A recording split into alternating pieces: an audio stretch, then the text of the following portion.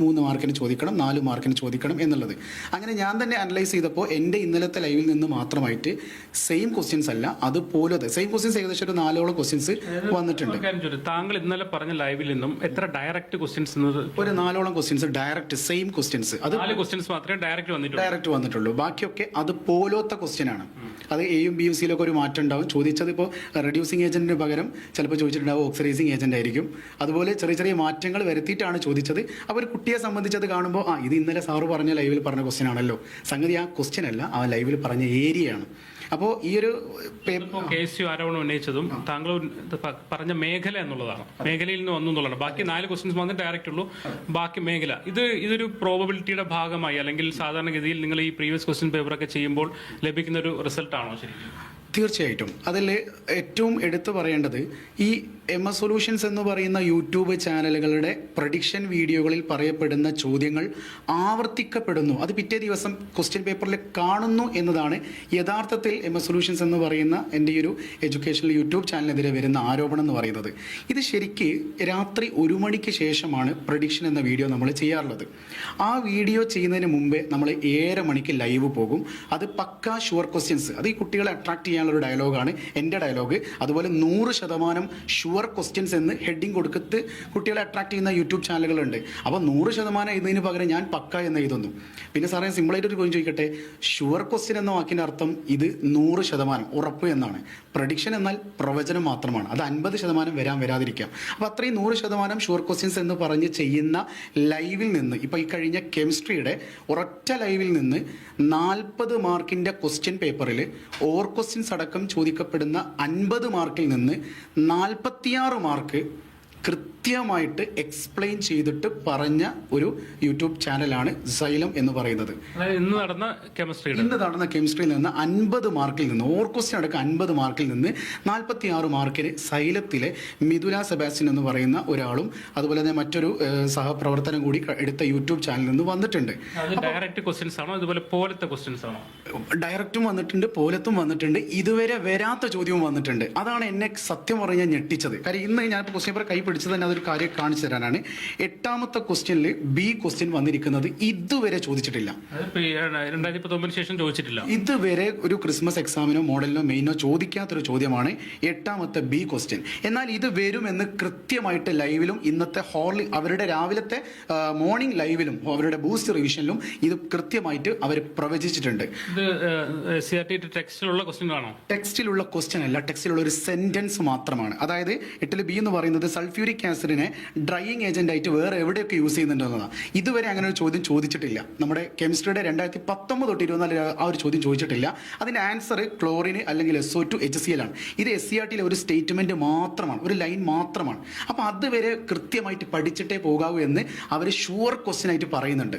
അതോടൊപ്പം താങ്കൾ പറയുന്നത് താങ്കളെക്കാൾ കൂടുതൽ പ്രഡിക്ഷൻസ് നടത്തുന്ന സ്ഥാപനങ്ങൾ ഉണ്ട് എന്നാണ്. തീർച്ചയായിട്ടും ഇത് പ്രഡിക്ഷൻ മാത്രമാവണമെന്നില്ല. മേ ബി അതേ ചോദ്യങ്ങൾ അവർക്ക് നേരത്തെ കിട്ടിയതും ആവാം. എനിക്ക് അങ്ങനെ ഒരു സംശയം പറയാനുള്ള കാരണം ചോർച്ച നടന്നിട്ടുണ്ടാവാം അവരിലൂടെ. ആരോപണങ്ങൾ അത് നമ്മളല്ലല്ലോ തെളിയിക്കേണ്ടത്. തീർച്ചയായിട്ടും അതിന്റെ നിയമ നടപടികളുമായിട്ട് 2 വിദഗ്ധ സമിതിയെ നമ്മുടെ സർക്കാർ. തീർച്ചയായിട്ടും സംശയം എന്ന് വെച്ചാൽ എനിക്ക് പറയാനുള്ള സംശയം എന്ന് പറഞ്ഞാൽ ഇതുവരെ ഒരു കെമിസ്ട്രിയുടെ അധ്യാപകന് തലേ ദിവസം ക്ലാസ് കുട്ടികൾക്ക് റിവിഷൻ കൊടുക്കുന്നുണ്ടെങ്കിൽ ഇക്വിലിബ്രിയം എന്ന് പറയുന്ന ഭാഗത്ത് അമോണിയയുടെ ഹേബർ പ്രോസസ്സ് വെച്ചിട്ടാണ് എക്സ്പ്ലെയിൻ ചെയ്യുക.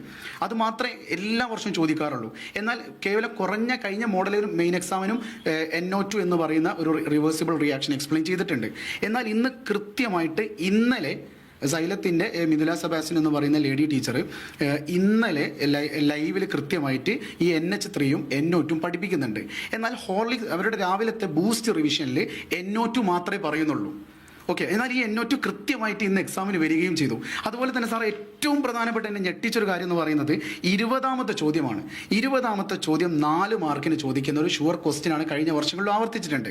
പക്ഷെ അതിൽ B question what is valency എന്നാണ് ചോദിച്ചത്. സംയോജകത എന്നാൽ എത്രയാണെന്നാണ് ചോദിച്ചത്.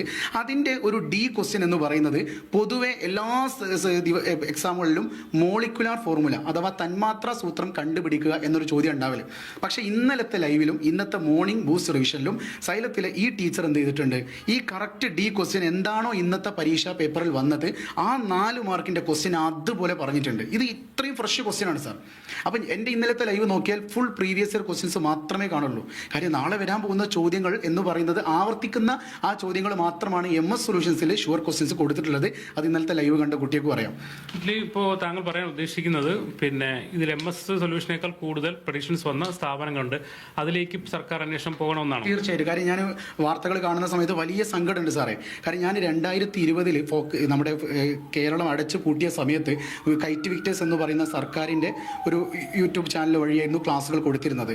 അപ്പോൾ എന്തുകൊണ്ട് നമുക്കൊരു യൂട്യൂബ് ചാനൽ ത്രൂ ക്ലാസ്സുകൾ കൊടുത്തുകൂടാ? കാര്യം എനിക്ക് ഓൾറെഡി ഞാൻ എൻ്റെ ഒരു ബിരുദം എന്ന് പറയുന്നത് ഈ രസതന്ത്രം രസിപ്പിച്ച് പഠിപ്പിക്കുക എന്നുള്ളതാണ്. ഞാൻ പാട്ട് പാടിയിട്ടും കഥയിലൂടെയും കുറച്ച് കഥകളൊക്കെ പറഞ്ഞ ട്രിക്സിലൂടെയാണ് കുട്ടികളുടെ അവരുടെ വൈബിനനുസരിച്ച് എൻ്റർടൈൻമെൻറ്റ് ചെയ്തുകൊണ്ട് പഠിപ്പിക്കുക എന്നതാണ് എൻ്റെ ഒരു സൂത്രവിദ്യ എന്ന് പറയുന്നത്.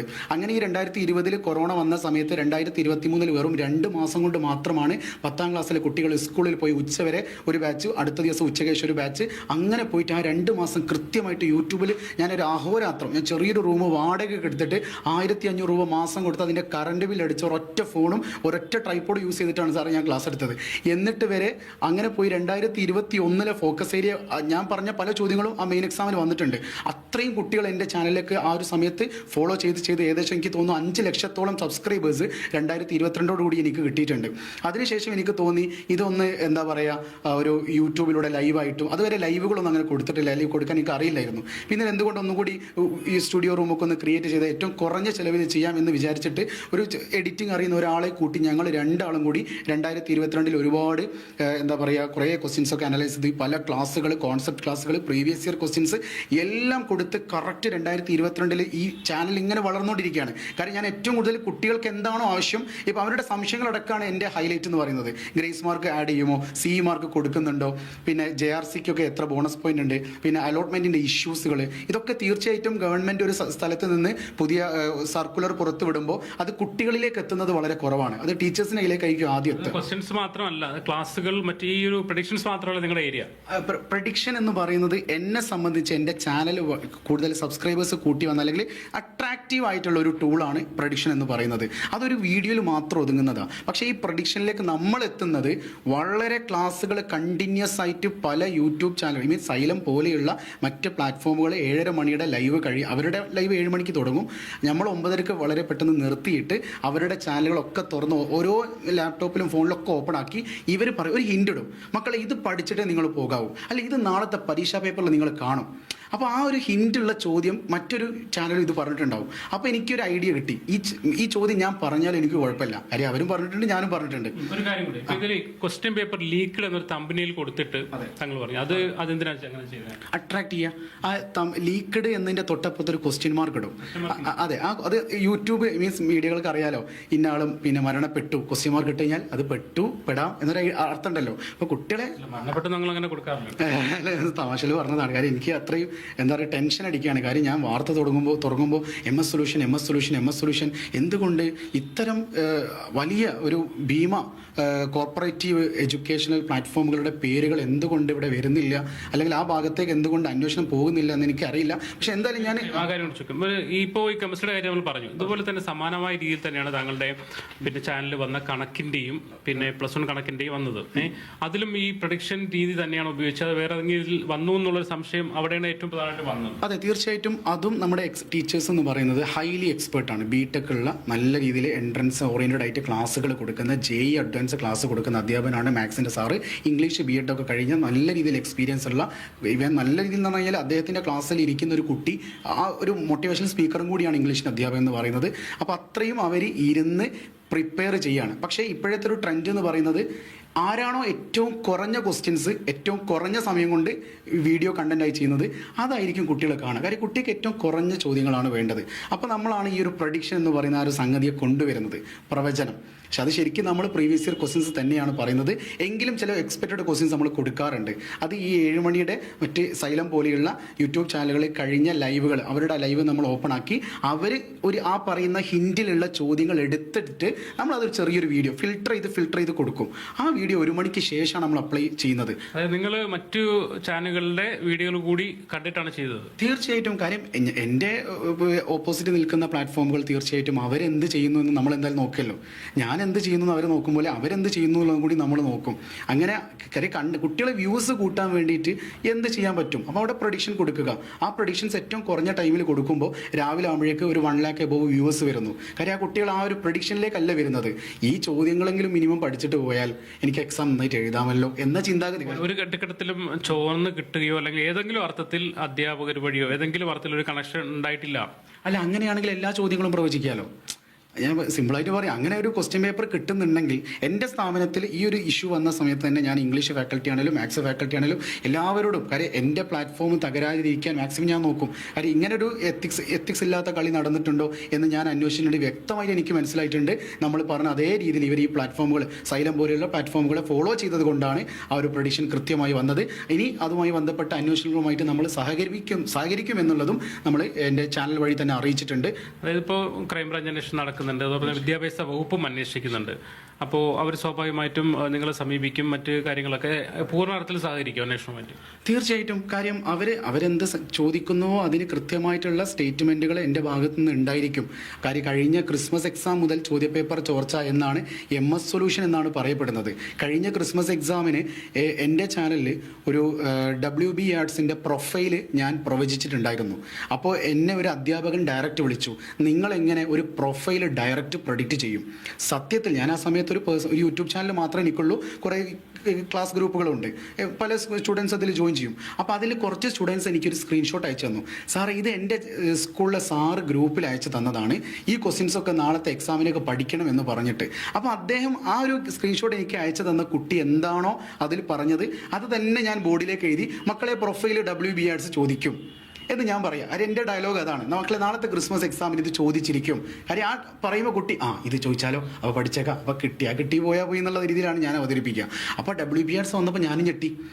അപ്പോൾ ഞാൻ ആലോചിച്ചത്, ആ കുട്ടി എനിക്ക് അയച്ചു തന്ന സ്ക്രീൻഷോട്ടിൽ ആ കുട്ടിയുടെ സ്കൂളിലെ അധ്യാപകൻ തലേ ദിവസം ഗ്രൂപ്പിലിട്ടത് എന്താ, പ്രൊഫൈൽ WB ആർട്സിൻ്റെത് ചോദിക്കും.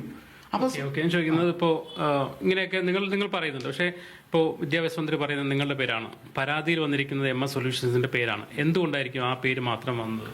ഞാനൊരു ചെറിയൊരാളായതുകൊണ്ട്, ഞാൻ കൊടുവള്ളിയിലെ ഒരു ചെറിയൊരു ഗ്രാമത്തിലാണ് ഞാൻ ജനിച്ചതും വളർന്നതും ഒക്കെ. അപ്പോൾ എന്നെ സംബന്ധിച്ച് എനിക്കിതുപോലെ കുറേ ഇൻവെസ്റ്റേഴ്സോ കാര്യങ്ങളോ ഒന്നുമില്ല. ഒരു ട്രൈപോഡ്, ഒരു മൊബൈൽ, ഒരു മൈക്കോ, ഒരു ബോയോൻ്റെ ഒരു 850 രൂപയുടെ മൈക്കും വെച്ചിട്ടാണ് ഞാനിത് തുടങ്ങിയത്. അപ്പോൾ എനിക്ക് ഇത്രയും എന്താ പറയുക, എന്നെ മറ്റുള്ളവരുടെ കണ്ടിൽ എനിക്ക് ഇൻവെസ്റ്റ് ഇല്ല. അപ്പോൾ എൻ്റെ കഷ്ടപ്പാടായിരുന്നു എൻ്റെ ഇൻവെസ്റ്റ്. അതിലൂടെ എനിക്ക് 13 ലക്ഷം വരിക്കാരെ കിട്ടി, അല്ലെങ്കിൽ ഫോളോവേഴ്സിനെ കിട്ടി എന്നുള്ളതും, കുറേ എന്താ പറയുക, ഈ ഒരു ഭീമമായിട്ടുള്ള കോർപ്പറേറ്റ് കമ്പനികൾ നല്ല രീതിയിൽ ഹൈലി കോടിക്കണക്കിന് രൂപ ഇൻവെസ്റ്റ് ചെയ്തിട്ട് അവർക്ക് കിട്ടിയതും ഇതുപോലെ 13-14 ലക്ഷം സബ്സ്ക്രൈബേഴ്സാണ്. അപ്പോൾ അതിൻ്റേതായിട്ടുള്ള ഒരു യുദ്ധമായിരിക്കാം മേ ബി എന്നാണ് എനിക്ക് അങ്ങോട്ടേക്കൊന്നുമില്ല, പക്ഷേ എൻ്റെ ഈ ഒരു വളർച്ച ഇഷ്ടപ്പെടാത്ത, മേ ബി അത് അവരുടെ ഗ്രോത്തിനെ ബാധിച്ചേക്കാം എന്നതുകൊണ്ട് എന്നെ അടിച്ചമർത്തുക എന്നതുകൊണ്ടായിരിക്കാം ഇങ്ങനെ എൻ്റെ ഈ ഒരു മേലേക്ക് വരുന്ന ഈ ഒരു ആരോപണങ്ങളൊക്കെ. വിദ്യാഭ്യാസ പ്ലാറ്റ്ഫോമുകൾ തമ്മിലൊരു തർക്കം അല്ലെങ്കിൽ അവർ തമ്മിലൊരു മത്സരമായിരിക്കോ, അങ്ങനെ അതിന് കാരണം എന്ന് കരുതുന്നുണ്ടോ? ചോദ്യം മനസ്സിലായല്ലോ. പിന്നെ മറ്റുള്ള എഡ്യൂക്കേഷണൽ പോർട്ട്സ് ഉണ്ടല്ലോ, ഈ ഓൺലൈൻ പോർട്ടൽ, അവർ തമ്മിലൊരു മത്സരം ആണ് ഇതിന് കാരണം എന്ന് കരുതുന്നുണ്ടോ താങ്കൾക്കെതിരെ പരാതിക്ക് പിന്നെ? അതെ, എൻ്റെ വളർച്ചയെ ഇഷ്ടപ്പെടാത്ത മറ്റ് ഓൺലൈൻ പ്ലാറ്റ്ഫോമുകളുടെ ഒരു പിന്നിലൂടെയുള്ള കളിയാവാനാണ് സാധ്യത എന്നാണ്. കാര്യം ഇതെനിക്ക് നേരത്തെ ഒരു അനോണിമസ് ആയിട്ട് എനിക്കൊരു മെസ്സേജ് കിട്ടിയിട്ടുണ്ടായിരുന്നു. MS സൊല്യൂഷന് എന്നെ വിളിക്കുന്ന ഒരാളാണ്, MS നീ സൂക്ഷിച്ചോ, ഈ ക്രിസ്മസ് എക്സാമിന് നിന്നെയാണ് ടാർഗറ്റ് ചെയ്തിരിക്കുന്നത്, ഈ പ്ലാറ്റ്ഫോം നിന്നെയാണ്, ഞാൻ പറയുന്നില്ല ഇപ്പോൾ, കാര്യം അത് മൊഴി കൊടുക്കുമ്പോൾ ഞാൻ എന്തായാലും വരുന്ന സാറോട് ഞാൻ പറയും, നിന്നെയാണ് ടാർഗറ്റ് ചെയ്തിരിക്കുന്നത്. നിന്നെ വിശ്വസിക്കുന്ന കുട്ടികൾക്കും രക്ഷിതാക്കളുടെയും ഉള്ളിലുള്ള വിശ്വാസം എങ്ങനെ കുറയ്ക്കാൻ പറ്റുമോ ആ ട്രസ്റ്റ് കുറയ്ക്കാൻ വേണ്ടിയിട്ടുള്ള കളികൾ തുടരും. അത്രയും ഒരു ഡിഗ്രേഡിങ് ടീമാണ് ഇത് ഏറ്റെടുത്തിരിക്കുന്നത്, നീ സൂക്ഷിക്കണമെന്ന് പറഞ്ഞിട്ടുണ്ടായിരുന്നു. ഞാൻ അന്നപ്പോൾ അത് കാര്യമാക്കിയില്ല, ഫ്രണ്ട്ലി ടോൾക്ക് ആയിരുന്നു. പക്ഷേ അതിപ്പോൾ ഞാൻ കണ്ടുകൊണ്ടിരിക്കുകയാണ് സാർ. ഇപ്പോൾ എന്തായാലും പിന്നെ ക്രൈംബ്രാഞ്ചിനെ ഏൽപ്പിച്ചിരിക്കുന്നത് നിങ്ങളിത് വരും, അപ്പോൾ നിങ്ങൾ പൂർണ്ണമായി കാര്യങ്ങളൊക്കെ പറഞ്ഞ് പിന്നെ നിരപരാധിത്വം തെളിയിക്കാൻ കഴിയുമെന്ന് വിശ്വസിക്കുന്നുണ്ട്? അത് തീർച്ചയായിട്ടും നിയമ നടപടികളുമായിട്ട് സഹകരിക്കുക എന്ന് പറയുമ്പോൾ അവരുടെ ഭാഗത്തു നിന്ന് എന്തൊക്കെ അവർക്ക് വേണോ അതൊക്കെ ഞാൻ കൊടുക്കാൻ റെഡിയാണ്. കാര്യം എൻ്റെ നിരപരാധിത്വം ഇപ്പോൾ തെളിയിക്കേണ്ടത് എൻ്റെയും കൂടി ആവശ്യമാണ്. ഇത്രയും മീഡിയകളിലും കേരളം ഒട്ടാകെ കുട്ടി 44 ലക്ഷം വരുന്ന ഇവൻ 8ാം ക്ലാസ്സിലെ 9ാം ക്ലാസ്സിലെയും കുട്ടിയടക്കം MS സൊല്യൂഷൻ പേപ്പർ ചോർത്തി. അപ്പോൾ അത് എന്നെ സംബന്ധിച്ച് അതൊരു സത്യം പറഞ്ഞു കഴിഞ്ഞാൽ ചോർത്തുക എന്ന് പറയുന്നത് തന്നെ ഒരു അനീതിയാണ്, ഒരു നീതിയില്ലായ്മയാണ്. അപ്പം ഞാനത് ചോർത്തി എന്ന് പറയുമ്പോൾ ഞാൻ അനീതി കാണിച്ചു എന്നാണല്ലോ. അപ്പം ഞാൻ ഇത്രയും നിഷ്കളങ്കമായിട്ട് ഈ കാര്യങ്ങൾ ചെയ്തിട്ടും എൻ്റേതായ റിസൾട്ട് എനിക്ക് കിട്ടുന്നില്ല. ആ റിസൾട്ടിനെ കൃത്യമായി ഡൈല്യൂട്ട് ചെയ്തു. സത്യം പറഞ്ഞു കഴിഞ്ഞാൽ എനിക്ക് നല്ല വിഷമവും കാര്യങ്ങളൊക്കെ ഉണ്ട്. നല്ല രീതിയിൽ സംസാരിക്കാൻ പോലും എനിക്ക് പറ്റുന്നില്ല സാർ. ഈ സൈലത്തിന്റെ പേരാണ് താങ്കൾ എടുത്ത് പറഞ്ഞത്, ഈ പ്രത്യേകിച്ച് കെമിസ്ട്രി ഉൾപ്പെടെയുള്ള. സൈലം മാത്രം ഞാൻ പറയുന്നില്ല, സൈലം പോലെയുള്ള. അതുകൊണ്ട് അങ്ങനെ പറയാൻ കാരണം ഈ ഒരു പ്ലാറ്റ്ഫോമുകളുടെ പേരാണോ?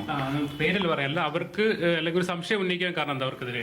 കാര്യം ഞാനിപ്പോൾ പറഞ്ഞ ക്വസ്റ്റ്യൻസ് തന്നെ ഞാൻ സാർ ഡിസംബർ മുതലാണ് ചോരുന്നത് എന്നാണ് മാധ്യമങ്ങൾ റിപ്പോർട്ട് ചെയ്യുന്നത്. പക്ഷേ ഡിസംബർ മുതലാണ് ഞാൻ മറ്റ് പ്ലാറ്റ്ഫോമുകളെ കോപ്പി അടിക്കാൻ തുടങ്ങിയത്. അപ്പോഴാണ് ഈ ചോർച്ച വന്നത്. ഇതിന് മുന്നേ അവരുടെ ആ പറയപ്പെടുന്ന കഴിഞ്ഞ വർഷത്തെ 2023 ഓണപരീക്ഷയ്ക്കും ഇതുപോലെ തലേ ദിവസം ആ വർഷം വരെ 2023 വരെ ചോദിക്കാത്ത ചോദ്യങ്ങൾ കെമിസ്ട്രിയും അതുപോലെ +1 +2 ഒക്കെ അവരുടേത് പിറ്റേ ദിവസം ക്വസ്റ്റ്യൻ പേപ്പറിൽ കണ്ടിട്ടുണ്ട്. അവർ തന്നെ അത് എഡിറ്റ് ചെയ്തിട്ട് ഞങ്ങൾ പറഞ്ഞതേ വന്നിട്ടുള്ളൂ, സൈലം പറഞ്ഞതേ വന്നിട്ടുള്ളൂ, മറ്റ് പ്ലാറ്റ്ഫോം അവർ പറഞ്ഞതേ വന്നുള്ളൂ. അപ്പോൾ ഞാൻ വിചാരിച്ചു അങ്ങനെ ഇതിങ്ങനെ വ്യൂവേഴ്സ് അവർക്ക് കൂടുകയാണ്. അപ്പോൾ സ്വാഭാവികമായിട്ടും ആസ് എ യൂട്യൂബർ ഞാനും അത് കൂട്ടാൻ ശ്രമിക്കുമല്ലോ. നിങ്ങൾ കോപ്പി അടിച്ചെന്ന് പറയാൻ പറ്റും.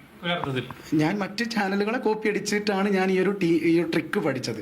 അതിലൊരു പ്രഡിക്ഷൻ എന്ന വാക്ക് കൊണ്ടുവന്നത് ഞാനാണ്. അതിന് മുന്നേ അവർ പ്രഡിക്റ്റ് ചെയ്യുന്നുണ്ടായിരുന്നു, പക്ഷെ അവരുടേത് 100% ഷുവർ ക്വസ്റ്റ്യൻ എന്നായിരുന്നു അവരുടെ വാക്ക്. നിങ്ങൾക്കെതിരെ ആരോപണം വരുന്നത് കൊണ്ട് അവർക്കൊരു ബദൽ ആരോപണം ഉന്നയിക്കുന്നു, അതിനപ്പുറത്തേക്ക് നിങ്ങൾക്ക് സംശയങ്ങളുണ്ട് ആ വിഷയത്തിൽ? തീർച്ചയായിട്ടും അത് സംശയങ്ങൾ ഇപ്പം മീഡിയകൾക്കും സംശയമാണല്ലോ MS സൊല്യൂഷൻ ചോർത്തിയോ. അതുപോലെ MS സൊല്യൂഷൻസിന് സംശയം മറ്റു ഓൺലൈൻ പ്ലാറ്റ്ഫോമുകൾ ചോർത്തിയോ എന്നുള്ളതാണ്. ഞാൻ അവരുടെ മേലേക്ക് ഇടുകയല്ല കേട്ടോ. കാര്യം എനിക്കെങ്ങനെ ക്വസ്റ്റ്യൻസ് കിട്ടി, ഞാൻ അവരുടേത് കോപ്പി അടിച്ചു.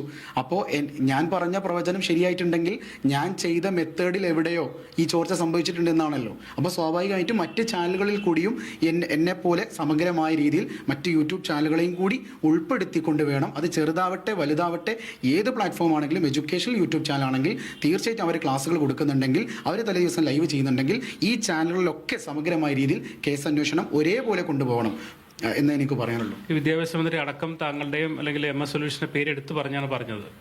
എന്തെങ്കിലും വിഷമം തോന്നുന്നുണ്ടോ?